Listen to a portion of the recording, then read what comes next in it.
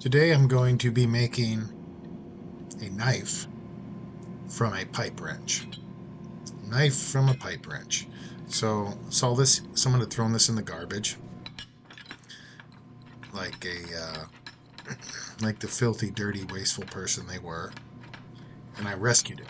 So, pretty sure there's enough material here to make a knife. I'm going to keep that little collar, threaded collar there. That threaded portion is going to be the handle. There's enough material here to forge out. So, let's jump into it. So I'm going to get this hot enough. I'm going to use a hammer just to get it bent over a little bit. And then I'm going to throw it in my press. So here I am. I'm just straightening this out a little bit just so I can kind of fit it under my dies in my hydraulic press. It would have taken a while to work this out by hand. I've done it before. Well, that's why I built my press. So once it's bent just a little bit, you see the press is no problem here. I'm going to work it down, flatten it out, and I'm careful to not put that threaded, because I want those threads intact to be the grip of the knife. So I'm making sure I'm not to disturb those threaded portions. So here I got it flattened out. I'm going to flatten it a little bit. Now I'm going to use my drawing dies here quite a bit. It's amazing how much these dies will actually stretch the steel out. You'll see here. I'll have another shot, but this is just to flatten it out. I got to throw it back in. It's a little cold now, but here's another heat, and I will go in. I'll put it in here and I'm just drawing it out. It does widen it a little bit, but mainly the dies just elongate the steel, and you'll see this action here. Look at how this just stretches the steel out. Just stretches it out. Those sound effects are free. They're not copyrighted, so watch this as it just stretches the steel. And I do several heats. And there was lots of material on the end of that, the jaw of that pipe wrench. So it turned out I looked at it visually and I thought, yeah, it looks like there's plenty of material there, and I was right. It's amazing how much, once you draw some steel out, the metal goes a long way. I'm just reducing this down to something about a little less than a quarter of an inch thick. I think this is the final heat here, and you can see I'm really drawing this out, and these drawing dies really stretch the material. They just do a phenomenal job. And I think these dies that I made here are from an old axle, like a truck axle or something. I made these dies.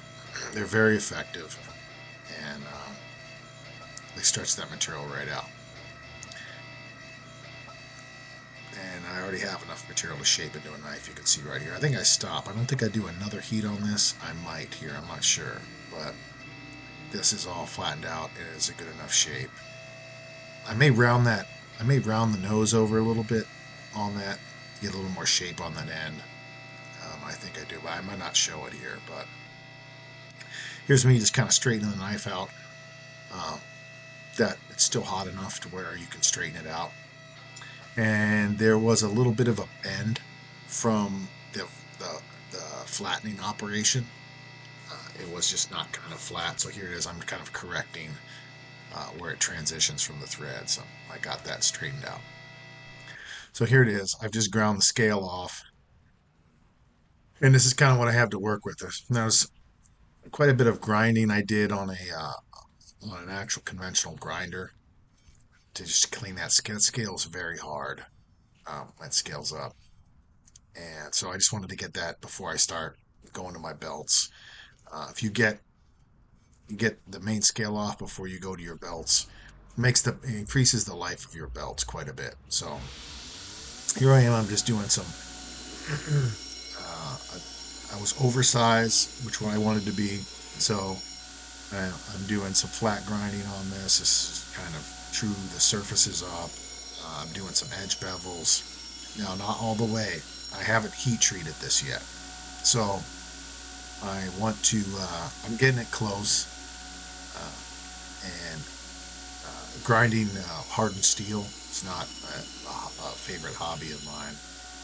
So I like to get it close, and I'm maybe too close here. There's a danger.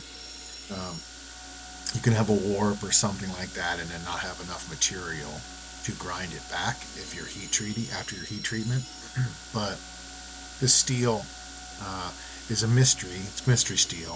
I think it's around 1075, 1080, around there, because I got a pretty good hardness out of this. So uh, I have a heat treat section coming up here. You'll see. This is just a preliminary grind I'm doing now, just to get the bevels kind of set, the overall shape and flatness of the knife.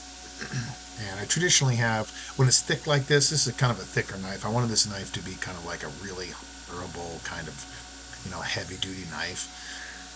So it's thicker. I usually don't have problems with steel as thick as this is moving after heat treat.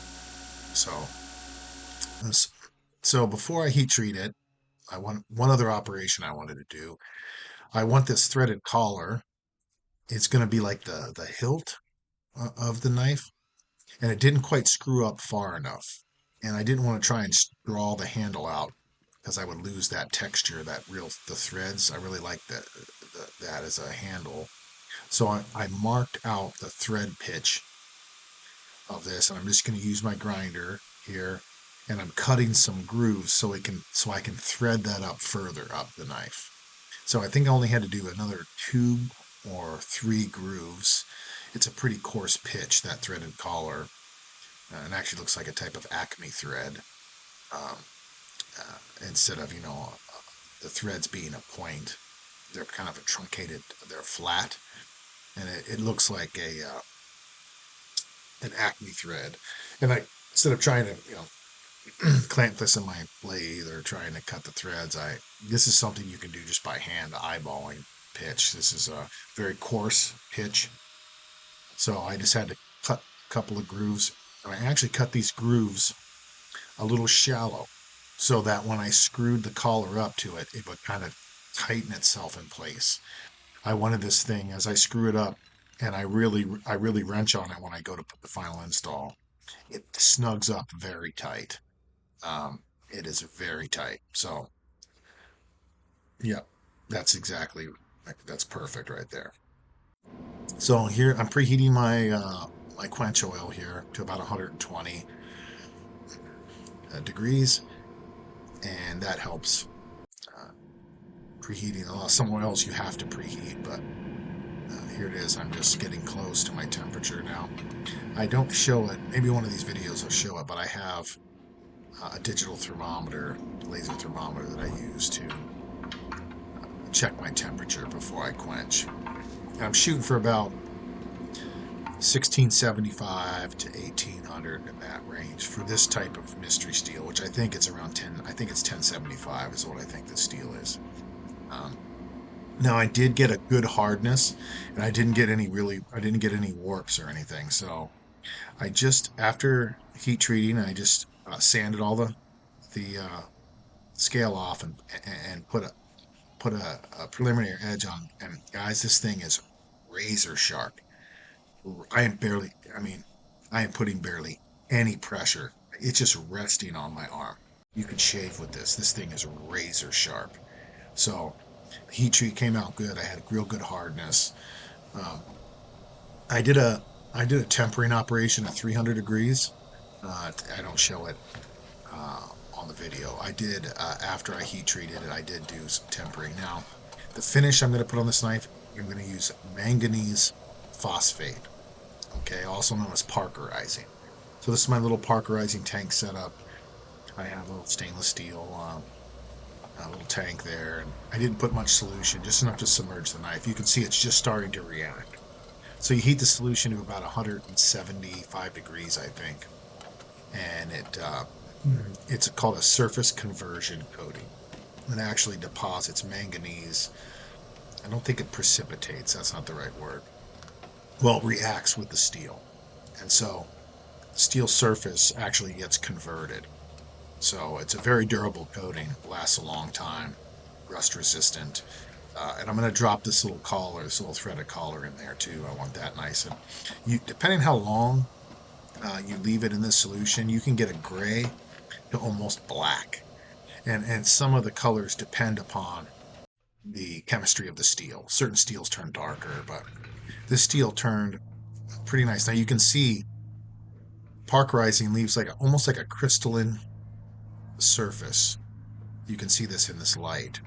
And if it's not in direct sunlight, you wouldn't see that. But it leaves almost a crystalline surface. It holds oil really well too. So that's one thing. After you're done parkerizing, you actually need to quench it in oil uh, to displace any of that solution. That solution can uh, if you leave some of it on, it can turn white and cause discoloration. So you always got to make sure after you're done parkerizing, you rinse it in water and you oil it. So here's the finished knife. I haven't oiled it yet.